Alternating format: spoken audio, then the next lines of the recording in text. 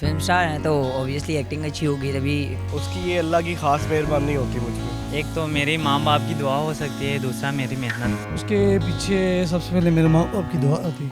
Urdu point की videos देखने के लिए हमारा चैनल सब्सक्राइब कीजिए और बेल के आइकन पर क्लिक कीजिए ताकि आप हमारी तमाम आने वाली वीडियो से बाखबर रह सकें।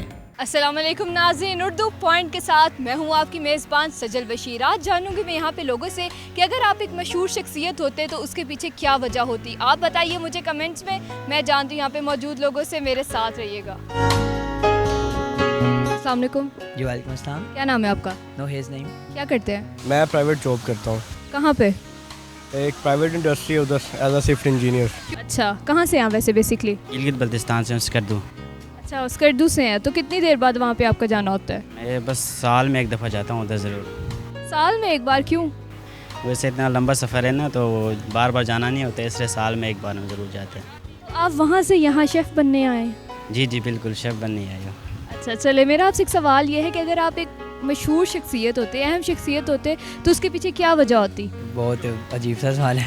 उसकी ये अल्लाह की खास मेहरबानी होती मुझ पर। नहीं, एक उसकी वजह होती ना कि आप कोई एक अहम शख्सियत होते तो आप अपनी उसकी कोई एक वजह बताएं कि वो क्यों होती, कि आप उस वजह से आप वो एक अहम शख्सियत बने हैं।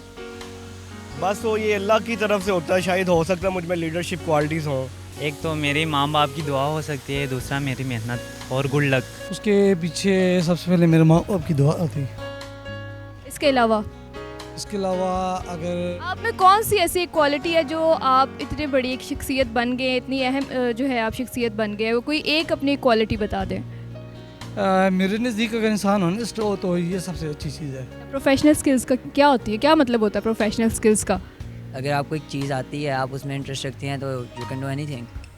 अच्छा, इसमें मुझे आपने बहुत लगता है हफ्ते की अंग्रेज़ी बोल दी है, अब इसको उर्दू में बोलें, आम को नहीं समझ आएगी ना। वो नहीं समझ आएगी। तो अगर हम किसी चीज़ को पसंद करते हैं, अगर हम दिलचस्पी रखते हैं किसी चीज़ में, तो हम उस काम को कर सकते हैं। क्या कर सकते हैं? अगर हम किसी चीज़ में दिलचस्पी रखते हैं तो हम उस काम को कंप्लीट कर सकते हैं। पढ़ा लिखा होता, अगर मेरे वालिदैन ऐसे ऐसे काम करते होते तो मैं भी किसी वजह से होता। आज इसकी वजह ये होती कि मैं भी इस लेवल पे खड़ा होता। अगर माँ बाप पीछे से ये काम देते ताकि पढ़ाई करवाते तो फिर ये काम करते। तो आप पढ़े नहीं हुए? नहीं, 10th तक पढ़ा हूँ। कहाँ से पढ़े हैं? यहाँ से गांव से ही पढ़े हैं। कौन से गांव से? गांव जफर के गांव। वो किधर है?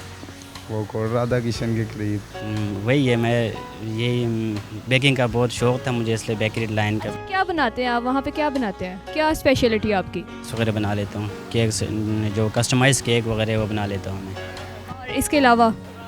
बाकी तो यही है, अमेरिकन कुजीन है हमारे उधर, इसलिए बर्गर शर्गर वगैरह ज़्यादा चलते हैं। वजह ये होती कि मैं मुल्क के हालात बेहतर करता।